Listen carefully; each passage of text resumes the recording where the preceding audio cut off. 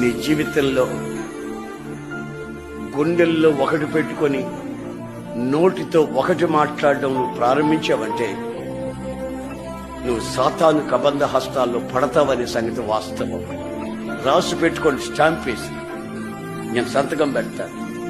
గుండెల్లో ఒకటి ఉంచుకొని, హృదయంలో ఒకటి ఉంచుకొని పైకి నోటితో ఇంకొకటి మాట్లాడే అలవాటు చేసుకుంటే ప్రభువైన యేసుక్రీస్తు ఏమన్నా తెలుసా?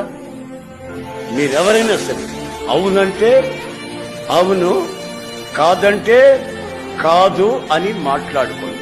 వాటికి మించినవి ఏమైనా ఉంటే అవన్నీ సాతాను నుండి పుట్టాయి. సాతాను నుండి పుట్టాయి. రక్షించబడ్డాము, వస్తున్నాం, మందిరానికి వస్తున్నాం, బైబిల్ కూడా చదివాము, మాకు బ్యాడ్జీలు కూడా ఇచ్చారు, పెన్లు కూడా ఇచ్చేశారు, అమ్మ ఇంకేముంది మా పరిస్థితి అని మీరు అనుకుంటున్నారేమో.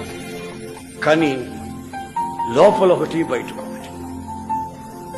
హిమము వలె నీవు ప్రకాశించాలని, హిమములాగా నీవు తేట తెల్లగా పవిత్రపరచబడాలని, ఆ పవిత్రతని నీలో కోరుకుంటున్న దేవుడు చెప్తున్నాడు, నీ అంతరంగమందు దాచబడిన సంగతి ఏమీ ఉండకూడదు.